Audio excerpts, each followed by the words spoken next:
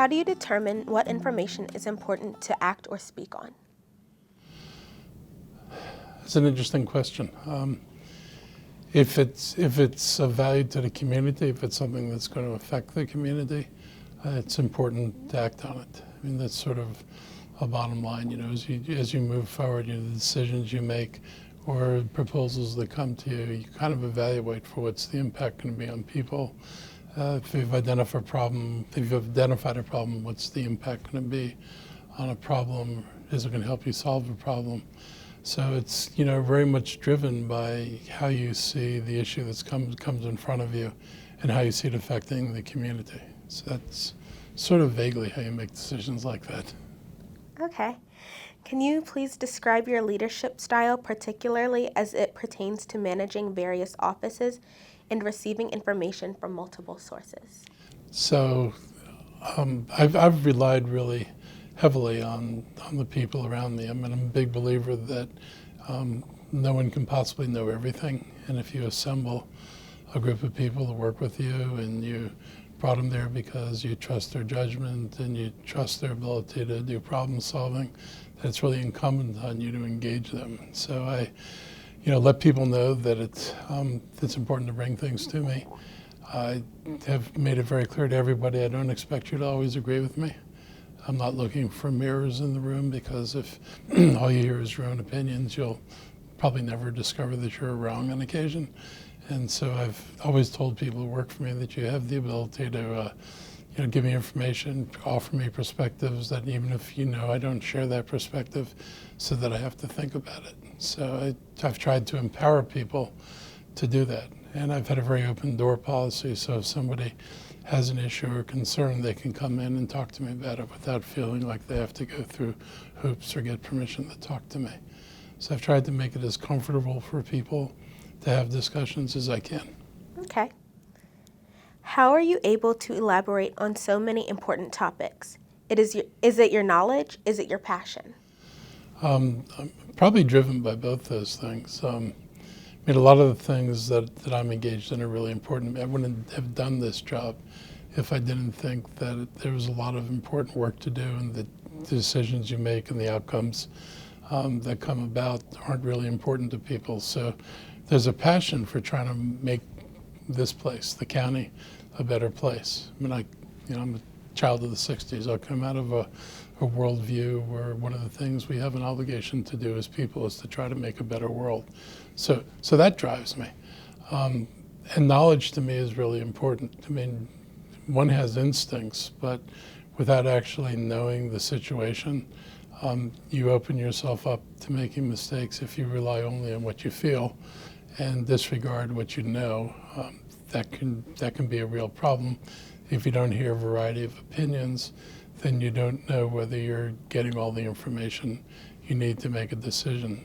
I'm somebody who, on occasion, has changed my mind about things, and sometimes to the frustration of people who would say, well, you took a position, you should just stick by it. And it's like, well, you take a position based on the information you have. You have to, be of a mindset that you're going to make the best decision based on the information you have. But there's not like a window that closes and said, well, now I've closed the window on information and I'm not interested in any new information.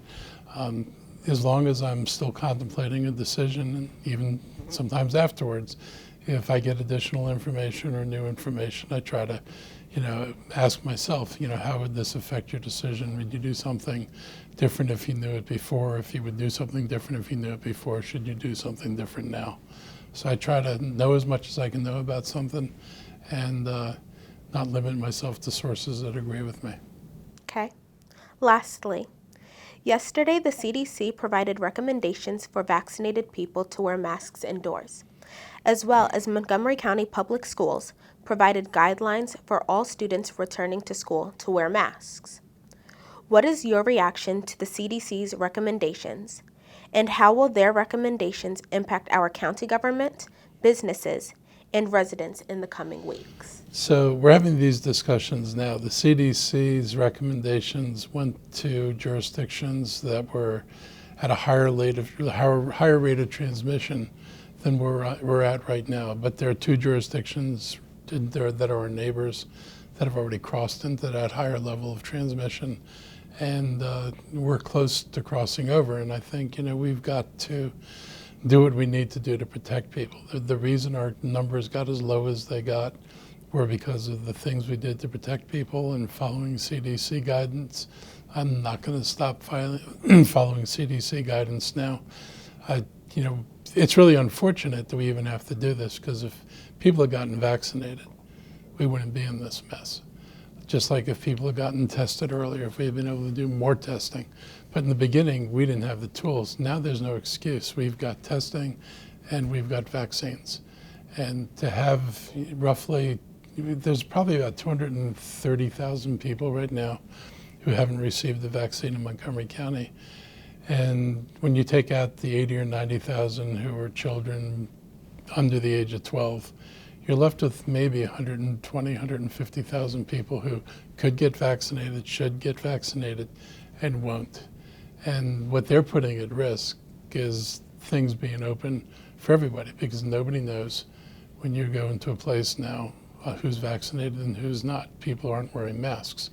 When everybody was wearing a mask, it didn't matter whether you were vaccinated or not. You had some level of protection. Now people are in environments where they have no idea who's vaccinated and who isn't vaccinated. You've got all these children under the age of 12 that we all want to go back to school. They could become infected, and if they come back to school, and if we have rates like we're seeing right now and these kids are in school, this could lead, what everybody's concerned about is an outbreak in our schools.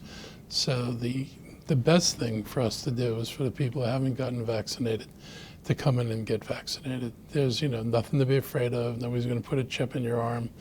You're not going to have your gender changed. Whatever other nonsense is out there. This is about making people safe and making yourself safe, but also making sure that you don't make anybody else sick. I mean, if this was a personal decision and it didn't have any impact on anybody else, then you make your personal decision. But your personal decision, if you get sick and you spread the virus into the community, becomes a decision that has consequences for people who are not you. And I think people need to be aware of this. So I'm hoping, we don't have to go to the lengths we went to before. The good news, with so many people vaccinated in Montgomery County, it's still hard for the virus to get a foothold and still hard for it to spread. I expect, more masking. We're talking about, masking in government buildings. There are still businesses out there that are requiring masks.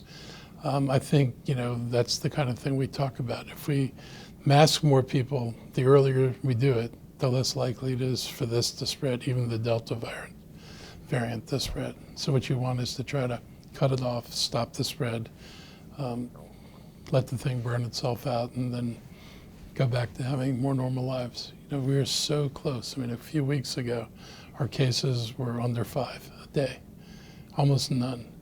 And it seemed like, we'd really broken this thing, and now we're back to 50 cases a day, and a real concern about how many people are actually getting sick and infected. It's tragic because it's unnecessary. It's not like we couldn't fix this problem. Well, thank you for your time. I really appreciate it. Thank you.